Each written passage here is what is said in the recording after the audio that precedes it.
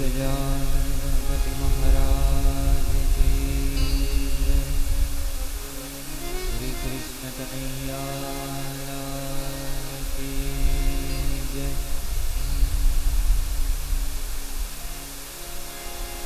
श्री सद्गुरु भगवान की जय।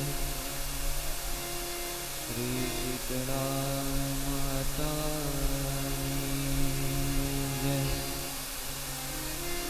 श्री रामदेव जी महाराज की जय।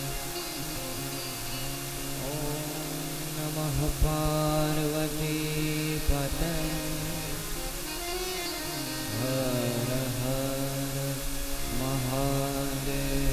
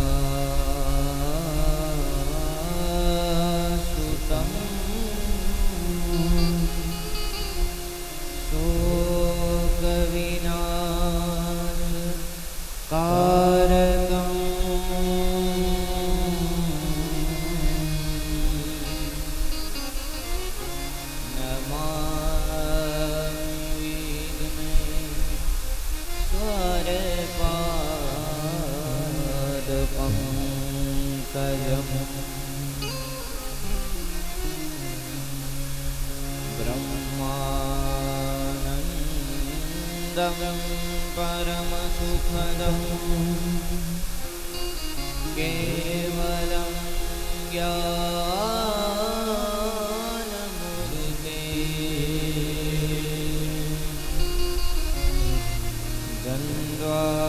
द्वन्द्वातीतं गगनसदृशं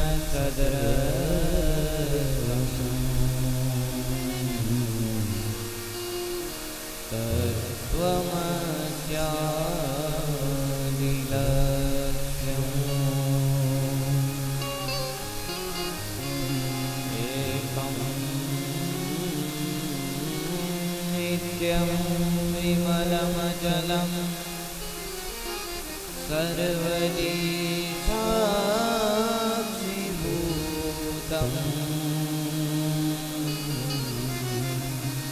भावातीतं त्रिगुणरहितं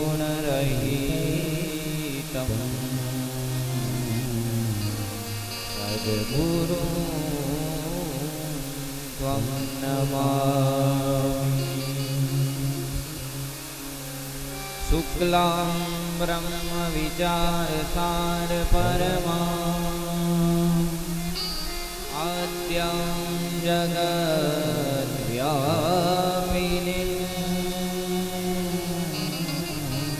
वीणापुस्तकधारिणीम् अभयदां साध्यान्धकारापहां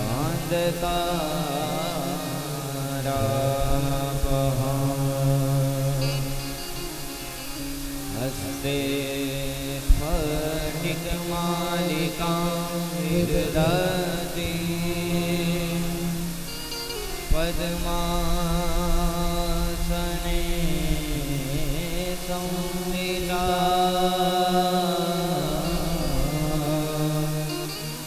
वन्दे तां परमेश्वरी भगवती बुद्धिं प्रदां शारदां शीतले त्वं जगन्माता शीतले त्वं जगन्माता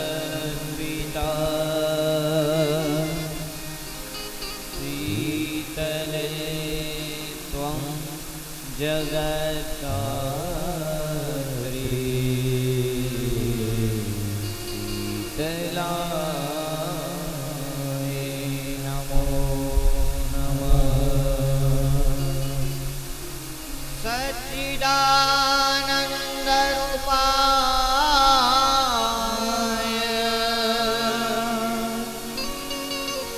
विश्वोत्पत्त्यादि हेतवे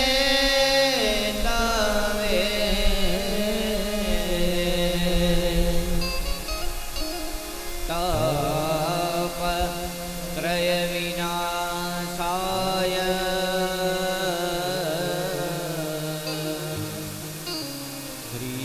श्रीकृष्णाय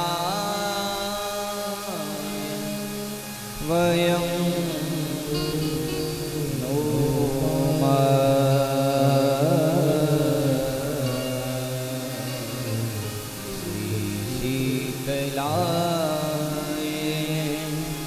वयं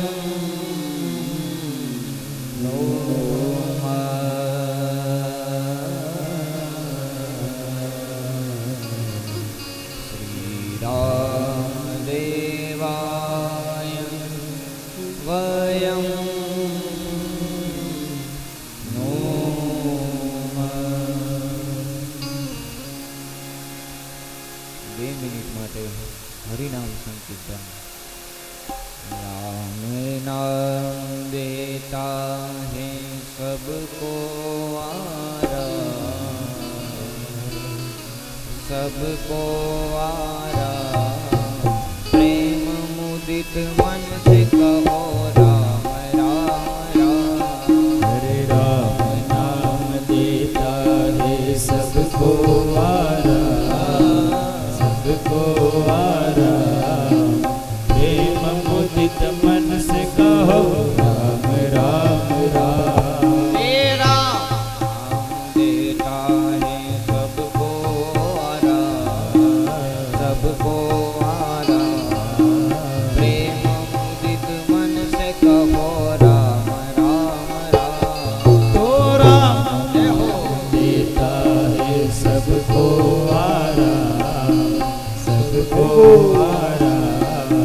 प्रेम मुदित मन से कहो राम राम राम। राम नाम देता है सबको आरा, सबको आरा। प्रेम मुदित मन से कहो राम राम राम। हरे राम नाम देता है सबको आरा, सबको आरा। मुदित मन से कहो राम राम राम। जय हो।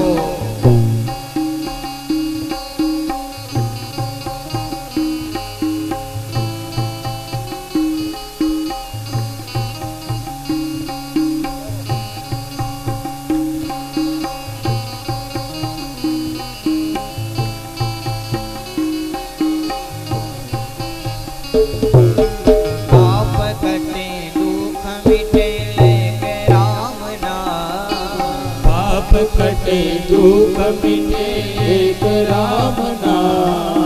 पाप कटे दुख मिटे लेके राम नाम।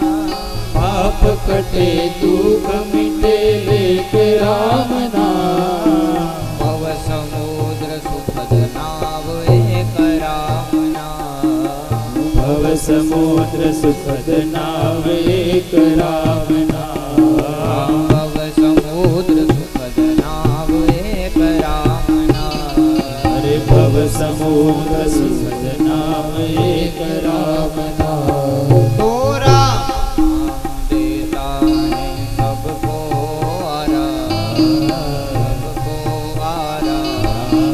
प्रेम मुदित मन से कहो राम राम राम। हरे राम नाम देता है सबको आरा, सबको आरा। प्रेम मुदित मन से कहो राम राम राम। मेरा नाम देता है सबको आरा, सबको आरा।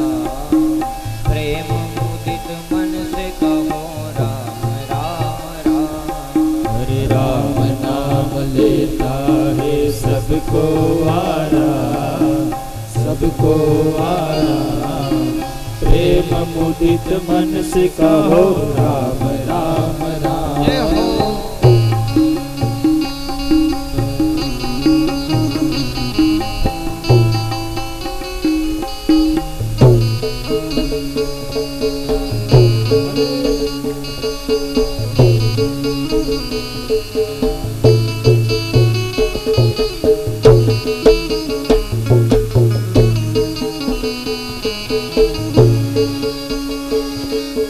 परम शांति सुख निदान दिव्य राम नाम। परम शांति सुख निदान दिव्य राम नाम।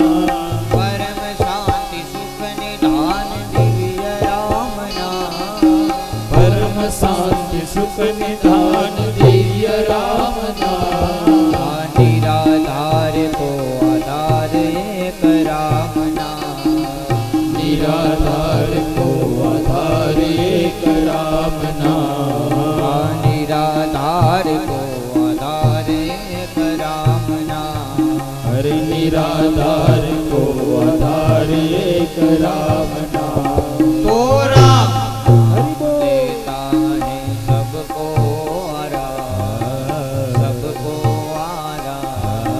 प्रेम मुदित मन से कहो राम राम राम। हरे राम नाम देता है सबको आराम, सबको आराम। प्रेम मुदित मन से कहो राम राम राम। मेरा नाम दीछे बधाने आराम, बधाने आराम। प्रेम मुदित मन से कहो राम राम राम। हरे राम नाम ये छे बधाने आराम, बधाने आराम। प्रेम मुदित मन से कहो राम राम राम। जय हो।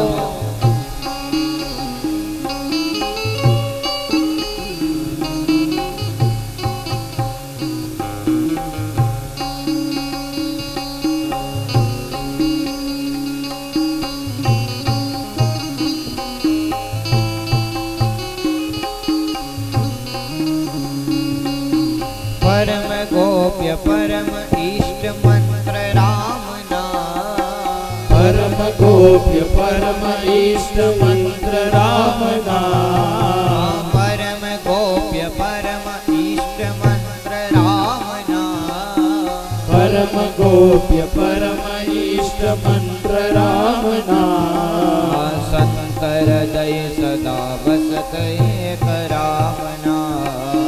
संत हृदय सदा बसत एक राम नाम। साधु हृदय सदा जपत एक राम नाम। साधु हृदय सदा जपत एक राम नाम। ओ राम देता है सबको आराम, सबको आराम। प्रेम मुदित मन से कहो राम राम राम। हरे राम नाम देता है सबको आराम, सबको आराम। प्रेम मुदित मन से कहो राम राम राम। हे राम नाम देते बधाने आराम, बधाने आराम। प्रेम मुदित मन से कहो राम राम राम। हरे राम नाम देते बधाने आराम, बधाने आराम। प्रेम मुदित मन से कहो राम राम राम। महादेव सतत जपत दिव्य राम नाम। महादेव सतत जपत दिव्य राम नाम। हे महादेव सतत जपत दिव्य राम नाम। हरे महादेव सतत जपत दिव्य राम नाम। आकाशी मरत मुक्त करत कहत राम नाम। काशी मरत मुक्त करत कहत राम नाम। हे काशी मरत मुक्त करत कहत राम नाम। हरे काशी मरत मुक्त करत कहत राम नाम। तो राम नाम देता है सबको आराम, सबको आराम। प्रेम मुदित मन से कहो राम राम राम। हरे राम नाम देता है सबको आराम, सबको आराम। प्रेम मुदित मन से कहो राम राम राम। हे माता पिता बंधु सखा सब ही राम नाम। माता पिता बंधु सखा सब ही राम नाम। हे माता पिता बंधु सखा सब ही राम नाम। माता पिता बंधु सखा सब ही राम नाम। हे भक्त जनन जीवन धन एक राम नाम। हरे भक्त जनन जीवन धन एक राम नाम। हे भक्त जनन जीवन धन एक राम नाम। भक्त जनन जीवन धन एक राम नाम। ओ राम नाम देता है सबको आराम, सबको आराम। प्रेम मुदित मन से कहो राम राम राम। हरे राम नाम देता है सबको आराम, सबको आराम। प्रेम मुदित मन से कहो राम राम राम। हे राम नाम देता है सबको आराम, सबको आराम। प्रेम मुदित मन से कहो राम राम राम। हरे राम नाम देता है सबको आराम, सबको आराम। प्रेम मुदित मन से कहो राम राम राम। प्रेम मुदित मन से कहो राम राम राम। हरे प्रेम मुदित मन से कहो राम राम राम। प्रेम मुदित मन से कहो राम राम राम। हरे प्रेम मुदित मन से कहो राम राम राम। प्रेम मुदित मन से कहो राम राम राम। हरे प्रेम मुदित मन से कहो राम राम राम। प्रेम मुदित मन से कहो राम राम राम। प्रेम मुदित मन से कहो राम राम राम। श्री गजानन गणपति महाराज की जय। श्री कृष्ण कन्हैया लाल की जय। श्री सद्गुरु भगवान की जय। श्री सीताराम महाराज की जय। श्री रामदेव जी महाराज की जय। ओम नमः पार्वती पतये। हर हर महादेव।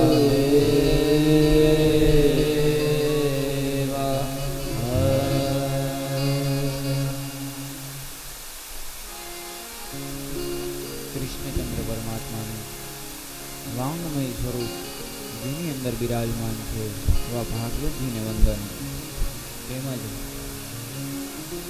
લીલા નેજાધારી નકળંગ સ્વરૂપ બાબા રામદેવજીના ચરણોમાં વંદન, તેમજ અહીંયા પધારેલા સર્વ સાધુ બ્રાહ્મણોના ચરણ કમલોમાં વંદન, તેમજ ભગવાનની કથા હેતુ પધારેલા સર્વ ભક્તજનોના હૃદયમાં બિરાજમાન આત્મ સ્વરૂપ પરમાત્માને વંદન।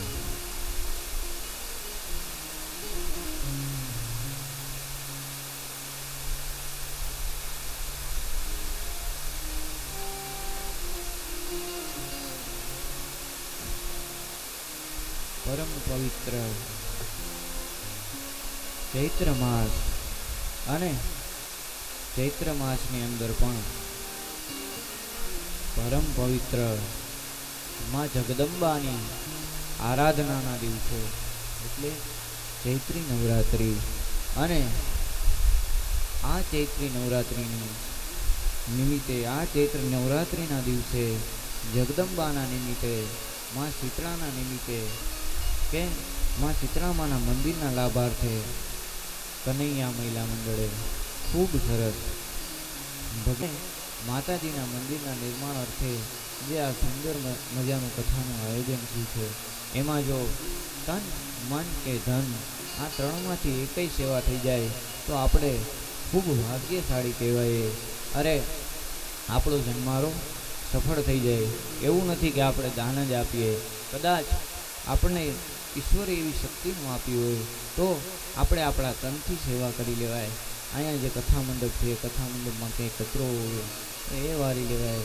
બાબા રામદેવજીનું જે પટાંગણ છે, આ કથા મંડપ છે, અહીંયા તનથી સેવા કરીએ. અરે કોઈ શરબત કે કોઈ ચા પાણી જે પાતા હોય એમાં આપણે મદદ કરીએ. એ પણ જગદંબાની સેવા છે, એ પણ કૃષ્ણની સેવા છે. મનથી સેવા એટલે કે કાંઈ ન કરી શકીએ તો કાંઈ નહીં. આવું સુંદર કથાનું આયોજન થયું છે તો એની અંદર એક ચિત્તથી કથાનું રસપાન તો કરી શકીએ. એક શાંતિથી બેસી અને એક ચિત્ત હરિની સાથે લગાડીને કથાનું રસપાન કરીએ, એ પણ એક સેવા છે. અને ત્યારબાદ ધન, જો ઈશ્વરે આપણને કાંઈક દીધા જેવા રાખ્યા હોય અને ભગવાને આપણી પાસે સંપત્તિ આપી હોય તો આવા ધર્મના ખેતરમાં સંપત્તિ વાવી લઈએ તો જેટલું વાવીએ ને એના કરતાં અનેક ગણું ઈશ્વર આપણને કરી અને આપણને આપે છે. એનું ફળ આપણને અનેક ગણું મારો ઠાકર, મારો ભગવાન આપે છે. તો કાલે આપણે ભાગવતજીનું મહાત્મ્ય સાંભળતા હતા અને ભાગવતજીમાં આપણે સુંદર મજાનું ભક્તિ, જ્ઞાન અને વૈરાગ્યનું આખ્યાન સાંભળ્યું, કથા સાંભળી, ગોકર્ણના ઉપાખ્યાન સાંભળ્યું. આત્મદેવ નામનું બ્રાહ્મણ અને એમને ત્યાં કુપુત્ર અને સુપુત્ર બંને પુત્રો ઉત્પન્ન થયા, એ કથા સાંભળી. ત્યારબાદ હવે આગળ આપણે ભાગવતજીના મહાત્મ્યની અંદર 6થા અધ્યાયની અંદર ભાગવતજીની કથા સાંભળવાની વિધિ બતાવેલી છે. કથા કઈ રીતે સાંભળવી, કથાનું આયોજન કરવું હોય તો કઈ રીતે કરવું, એ બધું ભાગવતજીના મહાત્મ્યની અંદર 6થા અધ્યાયમાં બતાવેલું છે. તો આપણે આજે એ કથાની અંદર જ્ઞાન ગંગાની અંદર હવે આપણે મંગલ પ્રવેશ કરીએ. સનત કુમારોએ નારદજીને જે બતાવેલી સપ્તાહની વિધિ છે એ આપણે સાંભળીએ. સપ્તાહ એ કદાચ સ્વતંત્ર કરવાનું જો આપણામાં સામર્થ્ય ન હોય તો થોડા માણસો, થોડા વ્યક્તિઓ સાથે મળીને પણ આપણે સુંદર મજાનું સપ્તાહનું આયોજન કરી શકીએ છીએ. તેમજ સપ્તાહ કરવા માટે તો એવું નહીં કે આ મહિનો જ ઉત્તમ છે, ઓલો મહિનો જ ઉત્તમ છે, એવું નહીં. પણ સપ્તાહ કરવા માટે ગમે તે મહિનો એ ઉત્તમ જ છે. કારણ કે મારા ઈશ્વરનું સ્વરૂપ એ જ મંગલ છે. મંગલ ભવન અમંગલ હારી, દ્રવહુતુ દશરથ અજીર બિહારી. જ્યારે પણ આપણે ભાગવતજીનું કે કોઈ પણ ગ્રંથ હોય, ઈશ્વરની કથાનો પ્રારંભ કરીએ ને એ સમયે જ મંગલ થઈ જાય છે, એ સમયે જ પરમ પવિત્ર બની જાય છે. માટે કોઈ પણ મહિનામાં ભાગવતજીનું આયોજન છે આપણે કરી શકીએ. ત્યારબાદ સવારે જે પૂજા વિધિ બતાવી છે, સવારના રોજ સવારે ભાગવતજીની પૂજા, સ્થાપિત દેવતાઓની પૂજા કરવી જોઈએ. એ વિધિનું પણ આપણને બતાવ્યું છે, પરમ જ્ઞાન બતાવ્યું છે વિદ્વાનોએ. અને કથા ક્યાં કરવી જોઈએ તો કે કથા એ તીર્થમાં અથવા ઘરમાં અથવા તો જ્યાં પણ કરો ત્યાં સુંદર બેઠક વ્યવસ્થા અને મોટી હોવી જોઈએ કે જ્યાં એક થોડા માણસો નહીં પણ ઝાઝા ઘણા બધા માણસો આ કથાનો લાભ લઈ શકે એવી સુંદર મજાની વિશાળ બેઠક વ્યવસ્થા હોવી જોઈએ. અને ત્યારબાદ વક્તા માટે સુંદર સિંહાસન તૈયાર કરવું જોઈએ અને ગાદી તકિયાથી સુશોભિત કરવું જોઈએ. વ્યાસપીઠ છે એ ગાદી તકિયાથી સુંદર રીતે સુશોભિત કરવી જોઈએ. અને વક્તાની સામે બધા શ્રોતાઓએ બેસવું અને એક ચિત્તથી કથાને સાંભળવી. ત્યારબાદ વ્યાસપીઠથી ઊંચા સ્થાને કોઈએ બેસવું પણ ન જોઈએ, એવું પણ ભાગવતજીના આ મહાત્મ્યની અંદર બતાવેલું છે. અને 7 દિવસ સુધી વક્તા કે શ્રોતાઓએ શોર કર્મ ન કરવું જોઈએ. અને જો બની શકે તો જે યજમાનોએ એક ટાઈમ ફલાહાર લેવું જોઈએ અને એક ટાઈમ ઉપવાસ કરી અને ભાગવતજીનું સુંદર મંગલ શ્રવણ કરવું જોઈએ. અને વ્યાસપીઠ પર બિરાજમાન આચાર્ય સાક્ષાત વ્યાસજીનું સ્વરૂપ છે, વેદ વ્યાસજી મહારાજનું સ્વરૂપ હોય છે અને તે આપણા ગુરુદેવથી પણ પૂજનીય હોય છે. તેથી બધાએ તેને પ્રણામ કરવા જોઈએ. ભાગવતજીના મહાત્મ્યની અંદર સુંદર મંગલ કથાઓ બતાવે છે. વિદ્વાનો કહે છે કે ભાગવતજી કઈ રીતે કરવું જોઈએ અને એના શું શું નિયમ છે. અને કથામાં રોજ સવાર અને સાંજ ભાગવતજીની પૂજા આરતી કરવી જોઈએ અને પૂર્ણાહુતિમાં વક્તાને તેમજ તેમના સાથી વૃંદોને દાન અને દક્ષિણા ભેટ અર્પણ કરવી જોઈએ. અને સપ્તાહ એ પરમ પવિત્ર છે. તો આ રીતના ભાગવતજીના મહાત્મ્યની અંદર છઠ્ઠા અધ્યાયની અંદર ખૂબ જ સુંદર રીતે કથા કઈ રીતે કરવી જોઈએ અને કથાને કઈ રીતે સાંભળવી જોઈએ, એના માટે શું શું કરવું જોઈએ, બધા નિયમો એ ભાગવતજીના મહાત્મ્યની અંદર છઠ્ઠા અધ્યાયમાં બતાવેલા છે.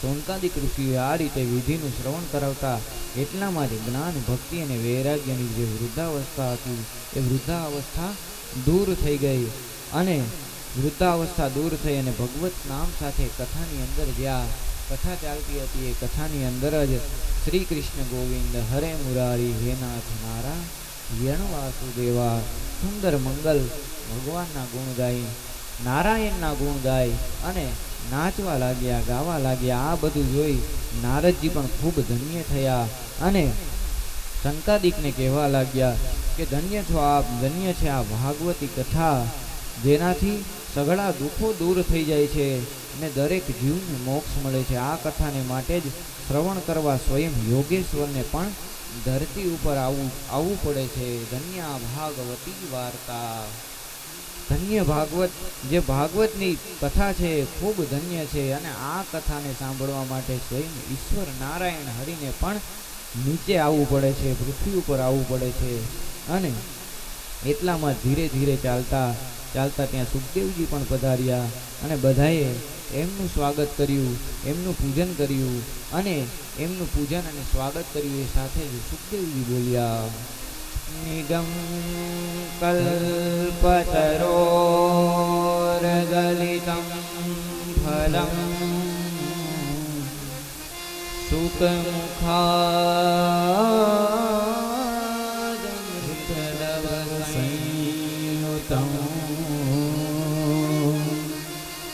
पिबत भागवतं रसमालयम्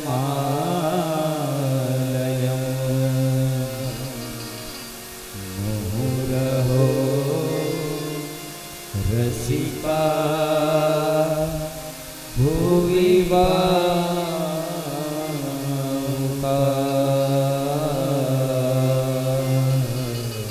मुहुरहो रसिका भुवि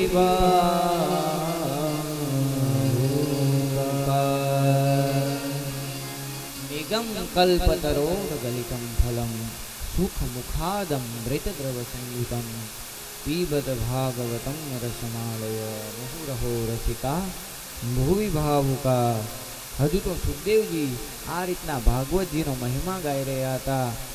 એટલામાં તો પ્રહલાદ આદિ ભક્તોની સાથે ભક્ત વત્સલ ભગવાન વિષ્ણુ પણ ત્યાં પ્રગટ થયા અને ભગવાન પ્રગટ થતાની સાથે જ બધા ભક્તો ભગવાન વિષ્ણુ નારાયણ હરિનો જય જયકાર કરવા માંડ્યા.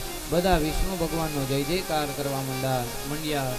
વિષ્ણુ નારાયણ ભગવાન કી જય, વિષ્ણુ નારાયણ દેવ કી જય, આદિ નારાયણ દેવ કી જય. આ રીતના ચારે કોર આ ધ્વનિથી આકાશ ગાજવા માંડ્યું અને ચારે કોર બધા ભક્તોએ ભગવાનનો જય જયકાર કરવા માંડ્યા.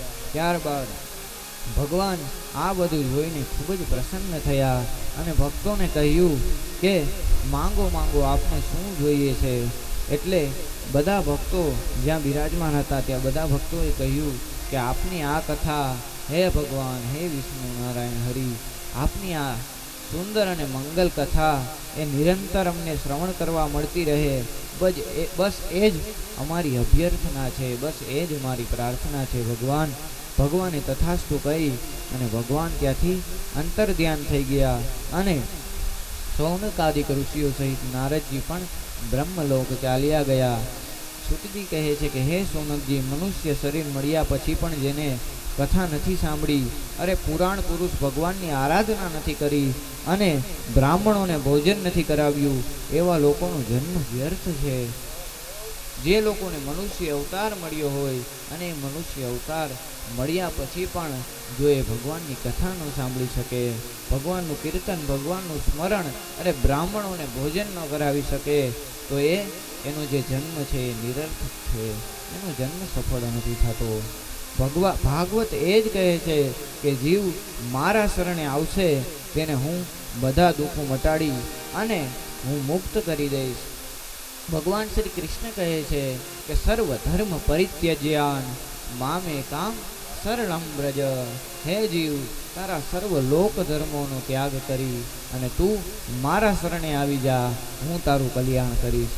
તો કથાની અંદર કહે છે કે આપણા જીવન રથની દોરી જો ઈશ્વરના હાથમાં સોંપીએ, જો હરિના હાથમાં સોંપીએ, તો મારો નારાયણ હરિ એ રથને એવો સુંદર રીતે ચલાવે, એવો મધુર રીતે ચલાવે કે એની આપણે કોઈ કલ્પના ન કરી શકીએ.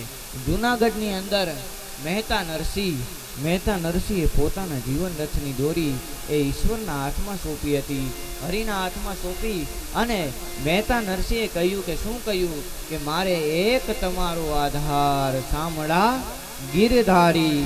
પોતાના જીવન રથની દોરી એ નરસિંહે હરિના હાથમાં સોંપી અને જેવી એ દોરી હરિના હાથમાં સોંપી એના માટે થઈને ભગવાન કૃષ્ણને એક વખત નહીં, બે વખત નહીં, ત્રણ વખત નહીં, પણ 52 વખત નરસિંહના કામ કરવા માટે ભગવાનને સ્વયં આવવું પડે. 52 વખત, એક વખત, બે વખત નહીં, પણ 52 વખત સ્વયં ભગવાનને નરસિંહના કામ કરવા માટે આવવું પડે. તો આપણા જીવન રથની દોરી જો હરિના હાથમાં સોંપીએ તો ઈશ્વર એ આપણું ગાડું એ રીતના ચલાવે કે જેની આપણે કલ્પના પણ ન કરી શકીએ. પણ આપણે તો હરિના હાથમાં દોરી સોંપતા નથી. આપણે તો વિચાર કર્યા રાખીએ કે આનું શું થશે, આનું શું થશે, તેનું શું થશે, બધી જવાબદારીઓ આપણે જ લઈને બેસીએ. પણ એક વખત આંખો બંધ કરીને હરિને કહી દઈએ કે ઠાકર હવે તું જે કરે એ ઠીક, હે હરિ હવે તું જેમ કરે એમ ઠીક, તું જેમ ચલાવે એમ ચલાવ, બસ હું મારા જીવનની દોરી તારા હાથમાં સોંપું છું. અને પછી નારાયણ હરિ ભગવાન એ આપણો રથ સુંદર રીતે ચલાવે. મહેતા નરસિંહના બાપનું શ્રાદ્ધ સુંદર મંગલ પ્રસંગ છે. એક વખત મહેતા નરસિંહના બાપનું શ્રાદ્ધ આવતું હતું. મહેતા નરસિંહને એમ થયું કે મારા પિતાજીનું શ્રાદ્ધ આવે છે, તો એ શ્રાદ્ધ નિમિત્તે મારે બ્રાહ્મણોને જમાડવા છે, મારે બ્રાહ્મણોને બ્રહ્મ ભોજન કરાવવું છે. ને મહેતા નરસિંહને ખૂબ સુંદર વિચાર આવ્યો, એટલે એણે એના પત્ની માણેકને કહ્યું કે માણેક, આપણે બ્રાહ્મણોને જમાડવા છે, આપણે બ્રહ્મ ભોજન કરાવવું છે. એટલે મહેતા નરસિંહે જેવું માણેકને કહ્યું એટલે માણેકે કહ્યું કે હે નાથ, તમે કહો છો તો બ્રહ્મ ભોજન કરાવીએ, મને એમાં કોઈ વાંધો નથી. આપણા પિતાજીનું શ્રાદ્ધ છે તો આપણે બ્રહ્મ ભોજન કરાવીએ, પણ હું ઘરમાં કાંઈ માલ સામાન છે કે નહીં, કાંઈ કરિયાણું છે કે નહીં, એ પહેલાં હું જોઈ લઉં. એટલે માણેક જેવા રસોડાની અંદર જાય છે.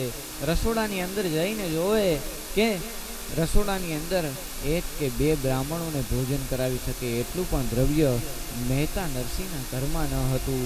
એટલી મહેતા નરસિંહની દરિદ્રતા હતી. એટલે માણેક એ મહેતા નરસિંહને દુઃખ સાથે કહે છે કે નાથ, આપણે બ્રહ્મ ભોજન તો કરાવવું છે, પણ ઘરની અંદર કાંઈ ધાન્ય નથી, ઘરની અંદર કોઈ દ્રવ્ય નથી, આપણે બ્રાહ્મણોને ભોજન શેનાથી કરાવશું? મહેતા નરસિંહ કહે છે કે હવે તો શું કરશું? ત્યાં માણેક છે, માણેકને પોતાની કાનની વાડી યાદ આવી. એટલે માણેકે એ જે પોતાની વાડી હતી એ મહેતા નરસિંહના હાથમાં સોંપીને કહ્યું કે હે નાથ, આ તમે લઈ જાઓ અને આનાથી જે કાંઈ દ્રવ્ય આવે એ દ્રવ્ય તમે લઈ આવો. એટલે મહેતા નરસિંહ વાડી લઈ અને બજારમાં નીકળી ગયા. બજારમાં નીકળી અને એ વાડીનું જે દ્રવ્ય આવ્યું એ બધું દ્રવ્ય લઈને આવ્યા. પણ બન્યું એવું કે બધો સીધો સામાન તો આવી ગયો, પણ એક ઘી ઘટતું હતું.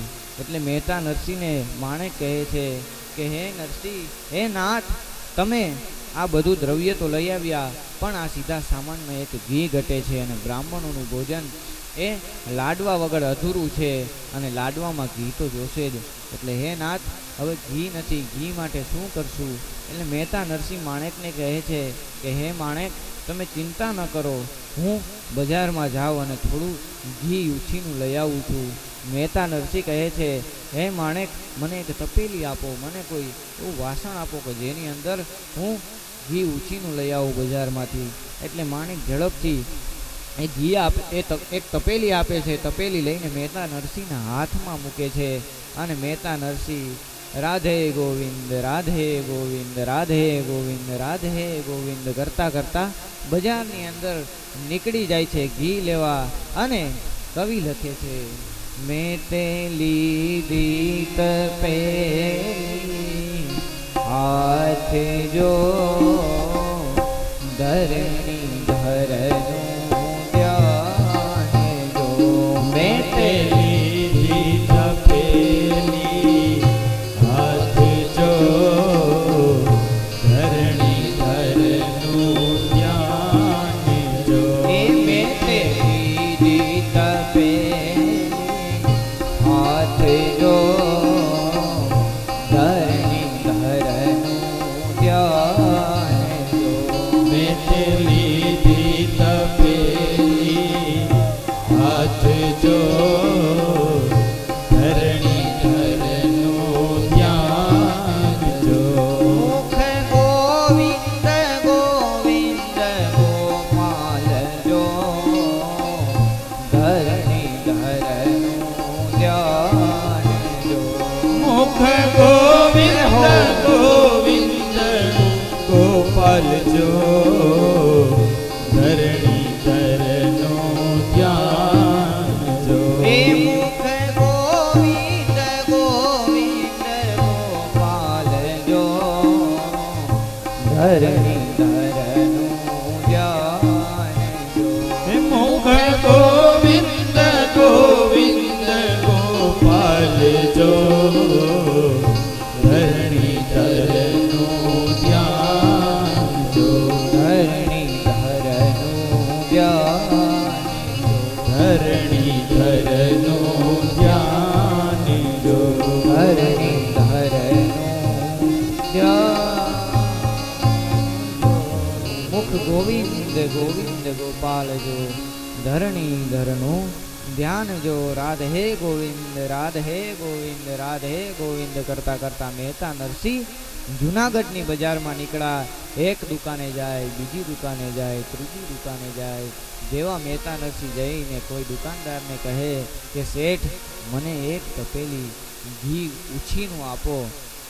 એટલે એ દુકાનદારો એ શેઠ એ તો મહેતા નરસિંહને ઓળખે છે કે આ ભગત પાસે તો કાંઈ દ્રવ્ય છે નહીં, આ ભગત પાસે જમવાના કે આ ભગત પાસે કાંઈ પૈસા નથી, તો આ ભગતને ઉછીનું કેમ આપવું? જેને ઉછીનું કોને અપાય કે જેની પાસે વ્યાજ સહિત પાછું આવવાની આપણને અપેક્ષા હોય, એને ઉછીનું આપે.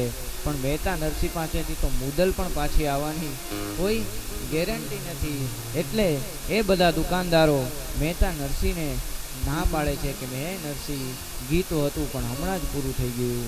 આમ એક પછી એક, એક પછી એક, એક પછી એક હાટડીએ મહેતા નરસિંહ ફરે છે. અરે કોઈ તો એમ કહે છે કે લાવો આપને ઘી આપું, અને એ તપેલી હાથમાં લઈ અને દુકાનની અંદર જઈને ફરી પાછા આટો મારીને ફરી પાછા નરસિંહને આપે છે કે હે નરસિંહ, હે મહેતા નરસિંહ, અરે ઘી તો છે પણ એ ઘી આપને આપવા યોગ્ય નથી. અરે હમણાં જ એ ઘીની અંદર ગરોળી પડી ગઈ. એટલે મહેતા નરસિંહ તો સમજી જાય છે કે આ ઘી એ મને શા માટે તમે નથી આપતા? પણ મહેતા નરસિંહને કોઈ હરખ કે કોઈ શોખ નહીં. બસ એ દુકાનમાં ના પાડે તો આગળની દુકાને જાય અને રાધે ગોવિંદ રાધે ગોવિંદ રાધે ગોવિંદ કરતા કરતા મહેતા નરસિંહ જુનાગઢની બજારમાં જાય છે અને કહે છે કે એક વૈષ્ણવજનની હાટ જો, ધરણી ધરનું ધ્યાન જો. એટલામાં એક વૈષ્ણવની દુકાન આવી, એક ભગવાનના ભક્તની દુકાન આવી અને એ દુકાન પાસે મહેતા નરસિંહ પહોંચ્યા. જય શ્રી કૃષ્ણ કર્યા. વૈષ્ણવે પણ જય શ્રી કૃષ્ણ કર્યા. પ્રણામ કરીને ભગતને કહ્યું કે ઓહો હો ભગત આવો પધારો. દુકાનની અંદર મહેતા નરસિંહ બેસે છે અને મહેતા નરસિંહ બેસી અને જે તપેલી છે એ તપેલી એમના હાથમાં શેઠના હાથમાં આપે છે અને શેઠના હાથમાં આપીને મહેતા નરસિંહ કહે છે કે મારી ઘેરે મારે બ્રાહ્મણોને ભોજન કરાવવું છે. આમ તો બધો સીધો સામાન આવી ગયો, પણ એક ઘી ઘટતું હતું, માટે હે શેઠ આપ મને થોડું ઉછીનું ઘી આપો ને. એટલે એ વૈષ્ણવ કહે છે કે હે મહેતા નરસિંહ, હે ભગત, હું આપને ઘી તો ઉછીનું આપું, પણ એના બદલામાં તમારે મને બે ચાર મારા નારાયણના, મારા કૃષ્ણના, મારા ભગવાનના બે ચાર કીર્તનો, બે ચાર પદો તમારે મને સંભળાવવા જોઈએ પડે. એટલે મહેતા નરસિંહને તો આપણામાં કહેવત છે ને કે ભાવતું તું અને વૈદે બતાવ્યું. મહેતા નરસિંહને જેવું જ એ દુકાનદારે કહ્યું કે બે ચાર ભગવાનના કીર્તન તો સંભળાવો, એ સાથે જ મહેતા નરસિંહ તો એક પછી એક એક પછી એક એક પછી એક એક પછી એક કીર્તન એ સંભળાવા લાગ્યા. બીજી બાજુ બન્યું એવું કે બ્રાહ્મણોને જમાડવાનો જે સમય હતો એ સમય પણ ધીમે ધીમે વીતવા લાગ્યો અને એ સમય ધીમે ધીમે વીતવા લાગ્યો. પણ મહેતા નરસિંહને તો હરિની સાથે તાર જોડાઈ ગયો હતો, ઈશ્વરની સાથે તાર જોડાઈ ગયો હતો. એક પછી એક રાધે ગોવિંદ રાધે ગોવિંદ રાધે ગોવિંદ રાધે ગોવિંદ કરતા કરતા એક પછી એક કીર્તન મહેતા નરસિંહ ગાવા લાગ્યા. મહેતા નરસિંહ તો ભગવાનની ભક્તિમાં લીન થઈ ગયા, ભગવાનના ભજનમાં લીન થઈ ગયા. બીજી બાજુ રૂક્ષ્મણી દેવી કહે છે કે હે દ્વારિકાના નાથ, આપ જાગો, કારણ કે આજે મહેતા નરસિંહના બાપનું શ્રાદ્ધ છે. મહેતા નરસિંહના બાપનું શ્રાદ્ધ છે અને એની અંદર એક ઘી ગઈટું અને ઘી લેવા માટે માણેકે તેમના પત્નીએ તેમને બજારમાં મોકલ્યા છે. પણ તમારો ભક્ત મહેતા નરસિંહ તો તમારા ભજનમાં લીન થઈ ગયો અને જો આજે મહેતા નરસિંહ એ ઘી લઈને જ્યાં સુધી નહીં જાય ત્યાં સુધી માણેક લાડવા નહીં બનાવી શકે, લાડુ નહીં બનાવી શકે, ને જ્યાં સુધી લાડુ નહીં બનાવી શકે ત્યાં સુધી બ્રાહ્મણોનું ભોજન એ તો અધૂરું રહેશે. માટે હે નાથ, જો કદાચ આજે મહેતા નરસિંહના આંગણેથી બ્રાહ્મણો ભૂખ્યા જશે, ભોજન લીધા વગરના જશે, તો હે હરિ, હે નારાયણ, હે સ્વામીનાથ, આબરૂ એ મહેતા નરસિંહની નહીં પણ એ આબરૂ તો આ મહેતા નરસિંહના નાથની જશે, તમારી આબરૂ જશે. માટે એ નાથ હવે દોડો અને મહેતા નરસિંહના આંગણામાં જઈ અને મહેતા નરસિંહના જે આંગણે જે બ્રાહ્મણોને નિમંત્રણ આપ્યું છે ભોજન માટે, એ બ્રાહ્મણોને ભોજન કરાવી આવો. અને આ બાજુ મહેતા નરસિંહ તો રાધે ગોવિંદ રાધે ગોવિંદ રાધે ગોવિંદ કરીને ભગવાનની ભક્તિમાં લીન છે. અને મારો સ્વયં દ્વારિકાનો નાથ એ પૃથ્વી ઉપર આવી, જુનાગઢની ધરતી ઉપર આવી અને જેવી તપેલી માણેકે એ મહેતા નરસિંહના હાથમાં આપી હતી એવી જ તપેલી લઈ અને મારો દ્વારિકાનો નાથ નરસિંહના રૂપમાં આવી અને પોતાના જ ઘરના અને નરસિંહ મહેતાના ઘરના આંગણે જઈ અને માણેકને કહે છે કે હે માણેક, આલ્યો ઘી. અને જેવા માણેક આવીને જોવે છે તો ઘી લઈને પોતાના નાથ નરસિંહ ઊભા છે અને ભગવાન સ્વયં કહે છે કે લો માણેક ઘી અને બનાવો લાડુ. આ સાથે માણેકે એ તપેલી છે ભગવાનના હાથમાંથી લઈ અને માણેક કહે છે કે સારું, હાલો હું ઝડપથી ભોજન બનાવી લાવું, હવે હું ઝડપથી બ્રાહ્મણો માટે લાડુ તૈયાર કરી લઉં. ત્યારે એ ભગવાન મહેતા નરસિંહના રૂપમાં આવેલા ભગવાન એ માણેકને પૂછે છે કે માણેક, સાંભળો ને કે આપણે 1, 2 કે 3 બ્રાહ્મણોને ભોજન કરાવીએ એના કરતાં હાલો ને આખી નાગરી નાતને નિમંત્રણ આપી દઈએ, આખી નાગરી નાતને જમાડી દઈએ. એટલે માણેક એ મહેતા નરસિંહની સામું જોઈ અને એ ભગવાનના રૂપમાં આવેલા મહેતા નરસિંહની સામું જોઈ અને માણેક પોતાના કાન બતાવીને કહે છે કે હે ભગત, તમે પાગલ તો નથી થઈ ગયા ને? કારણ કે જે કાંઈ દ્રવ્ય આપણે જે કાંઈ સીધો સામાન લીધો એ પણ મારી વાડી વેચીને અને આપણે સીધો સામાન લીધો, એમાં પણ ઘી તો આપણે ઉછીનું લેવા જવું પડ્યું. અને તમે આખી નાગરી નાથને જમાડવાની વાત કરો છો. એટલે એ ભગવાન દ્વારિકાનાથ મહેતા નરસિંહના રૂપમાં આવેલા હતા. એણે કહ્યું કે હે માણેક, તમે એકવાર હાથો પાડો, પછી આખી નાગરી નાથને જમાડવાની જવાબદારી મારી. એટલે માણેકે ભાવે કે કબ આવે એ પોતાના જીવન રથની દોરી એ હરિના હાથમાં સોંપીને માણેકે કહ્યું કે સારું, તમને જેમ ઠીક લાગે એમ કરો.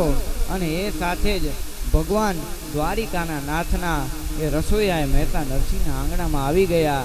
અને હું તો એમ કહું છું કે સૌ પ્રથમ જો કેટરસ લઈને આ કેટરસની શરૂઆત કરી હોય ને, તો એ કેટરસની શરૂઆત પણ મારા દ્વારિકાના નાથે કરી છે. અને એ પણ જૂનાગઢની ધરતીની અંદર મહેતા નરસિંહના આંગણામાં ભગવાન દ્વારિકાનાથના રસોઈયા આવી ગયા અને સુંદર સુંદર રસોઈઓ બનવા માંડી. અને ભગવાને આખી જૂનાગઢની નાગરી નાથને ભોજન માટે નિમંત્રણ આપ્યું અને સુંદર સુંદર ભોજન બનવા માંડ્યું. સુંદર સુંદર ભોજનની સોડમ આવવા લાગી. નાગરી નાથ છે એ હોશિયાર હોય છે, એટલે નાગરોને એમ થયું કે આ મહેતા નરસિંહ પાસે કાંઈ છે નહીં, કાંઈ સંપત્તિ નથી, તો આ બ્રાહ્મણોને કઈ રીતના જમાડશે? અરે 1 અથવા 2 અથવા 3 બ્રાહ્મણોને જમાડવાની વાત હોય તો ઠીક, પણ આ તો નરસૈયો આખી નાગરી નાથને નિમંત્રણ દઈને બેઠો છે.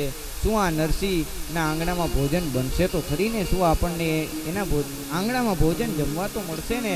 માટે નાગરોએ પોતાના દીકરાઓને કહ્યું કે જાઓ, તમે એ નરસિંહના આંગણામાં જઈને જુઓ તો ખરી કે ત્યાં કાંઈ હચર છે, આપણે દેશી ભાષામાં કહીએ કે હચર છે, ત્યાં કાંઈ બને છે કે નહીં. એટલે એ નાગરોના સંતાનો એ મહેતા નરસિંહના આંગણામાં જાય છે. અને મહેતા નરસિંહના આંગણામાં જેવા જાય છે ત્યાં તો સુંદર સુંદર સોડમો આવતી હતી, સુંદર સુંદર સુગંધ આવતી હતી. અને અમારું બ્રાહ્મણોનું નાક પણ ખૂબ જ તેજવાળું હોય છે. અને એ નાગરોના દીકરાઓ એ બ્રાહ્મણોને એમ થયું, એ બ્રાહ્મણ બાળકોને એમ થયું, જે ભગવાનના રસોઈયાની જે રસોઈ બનતી હતી એ સુગંધ લઈને જ બ્રાહ્મણના બાળકો તો એકબીજા કહેવા લાગ્યા કે હવે અમે બધાય તો અહીંયા જ રોકાઈ જાય છે, હવે અમારે તો કોઈને ઘરે જવું નથી. કોઈ એક વ્યક્તિ બધાના ઘરે જઈને કહી આવો કે જાઓ, મહેતા નરસિંહના આંગણે ભોજન બને તો છે, પણ સુંદર સુંદર ભોજન નિર્માણ થાય છે. અને ભોજન જમવાનો સમય થયો. આખી નાગરીનાથ અને બ્રાહ્મણો એ બધા નરસિંહના આંગણામાં આવી ગયા. અને નરસિંહના આંગણામાં આવી અને બધા એ બ્રાહ્મણો ગોઠવાઈ ગયા. અને બ્રાહ્મણો જેવા ગોઠવાણા એટલે સોનાના પાત્રોમાં દ્વારિકાના નાથે એ બ્રાહ્મણોની થાળી પીરસી, બ્રાહ્મણોને સોનાના પાત્રોમાં જમાડ્યા. અને જેવી થાળી પીરસાણી અને આખી નાગરી નાથ એ બ્રહ્મ સમાજ એ આખી લાઈનમાં બેઠા અને ભોજન માટે ભગવાનની આરાધના કરતા હતા. નાભ્યાસી દંતરિક્ષગુ શિષ્ણો દ્યોહો સમવર્તત પદ્ભ્યામ ભૂમિ દિશ સૂત્રા તથા લોકાન કલ્પયન્ના બ્રહ્માર્પણમ બ્રહ્મ હવિર બ્રહ્મજ્ઞો બ્રહ્મણાહુતમ બ્રહ્મેવ તેન ગંતવ્યમ બ્રહ્મ કર્મ સમાધિનામ. ઓમ નમઃ પાર્વતી પતયે હર હર મહાદેવ હર. આમ કરી અને બધા બ્રાહ્મણો ભોજન લેવા માંડ્યા. કોઈ 1 લાડવા ખાય, કોઈ 20 લાડવા ખાય, કોઈએ 25 લાડવા ખાધા, કોઈએ 30 લાડવા ખાધા, અરે કોઈએ 40 લાડવા ખાધા. અરે કોઈને તો લાડવા ખૂટતા નહોતા, તો એ દાળની અંદર લાડવો દોઈને લાડવા ખાઈ ગયા, દાળ પી ગયા. બધા બ્રાહ્મણોએ સુંદર રીતના ભોજન કર્યું, સુંદર રીતના બધા બ્રાહ્મણોને સંતોષ મળ્યો. અને સંતોષ કેમ ન મળે? કારણ કે આ રસોઈયા હતા સ્વયં મારા દ્વારિકાના નાથના રસોઈયા હતા. અને બધા બ્રાહ્મણોએ જમી લીધું. અને જમીને બ્રાહ્મણો બધા ઊભા થયા. એમાંથી કોઈ બ્રાહ્મણે મહેતા નરસિંહના રૂપમાં આવેલા દ્વારિકાના નાથને કહ્યું કે હે મહેતા નરસિંહ, હે ભગત, તમે આ બ્રાહ્મણોને સોનાના પાત્રોમાં જમાડ્યા છે, માટે એક તમને સલાહ આપું કે આ સોનાના પાત્રોનું ધ્યાન રાખજો, એક પાત્ર ક્યાંક આડાહુરું ન થઈ જાય. એટલે દ્વારિકાના નાથને પણ એમ થયું કે આ જવાબદારી હું મારા ભગત માટે ક્યાં સોંપતો જાઉં, આ જવાબદારી મારા ભગત માટે ક્યાં રાખતો જાઉં. માટે દ્વારિકાના નાથે કહ્યું કે હે બ્રાહ્મણો, આ જે પાત્રની અંદર જે ભોજન લીધું છે, સોનાના પાત્રો તમને દાનમાં. અને બધા બ્રાહ્મણો એ સોનાના પાત્રો ભેગા કરવા લાગ્યા. અને બધાએ જે આ કછોટો હતો ને, કછોટાની અંદર બધાએ સોનાના પાત્રો મારીને ગાંઠ મારી. અમે આ માટે જ આ કછોટા રાખીએ, કદાચ ક્યાંક સોનાના પાત્ર મળે તો બાંધવા થાય. બધા બ્રાહ્મણોએ પોતાના જે ઉપવસ્ત્ર હતું એ ઉપવસ્ત્રની અંદર બધાએ સોનાના પાત્રો એ બાંધી લીધા અને બધા બ્રાહ્મણો જતા હતા. એમાં મહેતા નરસિંહના રૂપમાં આવેલા દ્વારિકાના નાથને એમ થયું કે માણેક, આ બ્રાહ્મણીઓ આ ગોરાણીઓ એમને પણ મારે કંઈક દાન આપવું છે, એને પણ મારે કંઈક દાન આપવું છે. એટલે માણેક કહે છે કે એમને શું આપવું છે? એટલે એ દ્વારિકાનો નાથ મહેતા નરસિંહના રૂપમાં આવ્યો હતો. એને કહ્યું કે આ બ્રાહ્મણીઓને એક એક સાડી આપણે દાનમાં આપીએ. એટલે માણેકે ભગતને બતાવી, પોતાની સાડી બતાવીને કહ્યું કે ભગત, તમે ખરેખર પાગલ થઈ ગયા છો. અરે આ સાડીમાં એટલા થીગડા છે કે આ સાડીનો મૂળ કલર કયો છે એ ખબર નથી ને તમારે આખી નાગરી નાતની બ્રાહ્મણીઓને સાડી આપવી છે. ભગત, તમે હવે તો ખરેખર પાગલ થઈ ગયા છો. એટલે એ દ્વારિકાનો નાથ માણેકને કહે છે કે માણેક, તમે એક વખત ઘરની અંદર જઈને જુઓ તો ખરી, સાડી હોય તો આપો. જેવા માણેક ઘરની અંદર જઈને જોવે છે ત્યાં તો સાડીના થપ્પા લાગી ગયા હોય છે. એટલે માણેક એક પછી એક આખી નાગરી નાતની બ્રાહ્મણીઓને સાડી આપી. પણ જેવી નાગરી નાતની બધી બ્રાહ્મણીઓને સાડી સોંપાઈ ગઈ, પણ સાડી એક પણ સાડી માણેકની પાછળ ન વધી, માણેકની માટે એક પણ સાડી ન વધી.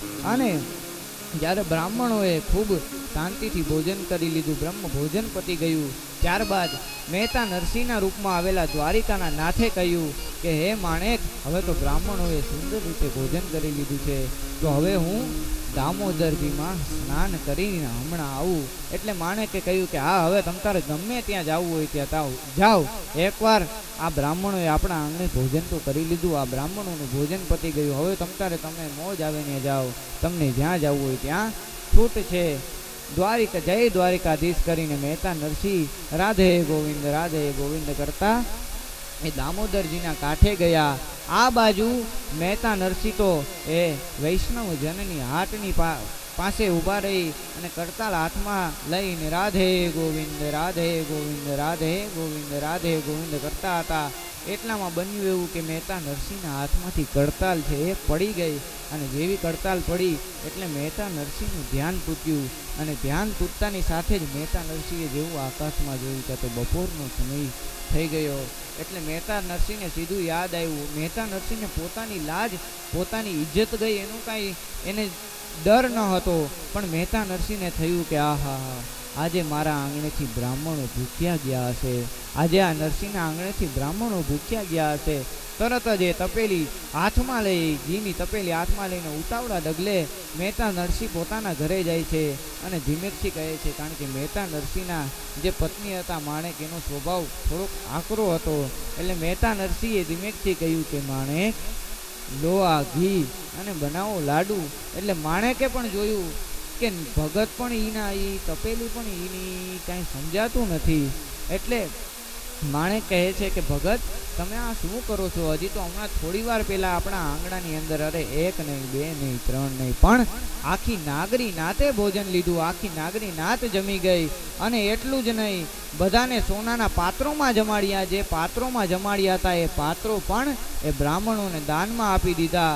અને બધી બ્રાહ્મણીઓને સાડી આપી. અને અમારે ઈ ને ઈ એમ કરી અને માણેકે ભગતને કહ્યું. એટલે ભગત મહેતા નરસિંહ સમજી ગયા કે જે નરસિંહની, જે ભગતની એક, બે કે ત્રણ બ્રાહ્મણોને જમાડવાની તેવડ નથી, એ નરસિંહ આખી નાગરી નાથને તો કઈ રીતના જમાડી શકે. અને જો આ નરસૈયાના આંગણામાં જો આખી નાગરી નાથ જમી હોય ને, તો આ નરસિંહ નહીં પણ આ નરસિંહનો નાથ હોય. એટલાની સાથે જ મહેતા નરસિંહે માણેકને કહ્યું કે હે માણેક, તમે જેવું વર્તન મારી સાથે કરો છો એવું વર્તન તમે એ દ્વારિકાના નાથ, એ નરસૈયાની સાથે તો એવું વર્તન નહોતું કર્યું ને. એટલે માણેક કહે છે કે કેમ ભગત, તમે શું કહો છો એ સમજાતું નથી. અરે માણેક, એ નરસૈયો ગયો ક્યાં એ તો મને કહે. એટલે માણેક કહે છે કે એને જાતા જાતા એટલું કહ્યું કે હું દામોદરજીમાં સ્નાન કરી આવું, હું દામોદરજીમાં સ્નાન કરવા માટે જાઉં. અને મહેતા નરસિંહ ઉતાવળા પગલે દોડતા દોડતા રાધે ગોવિંદ ભજો, રાધે ગોવિંદ, રાધે ગોવિંદ ભજો, રાધે ગોવિંદ, રાધે ગોવિંદ ભજો, રાધે ગોવિંદ, રાધે ગોવિંદ ભજો, રાધે ગોવિંદ,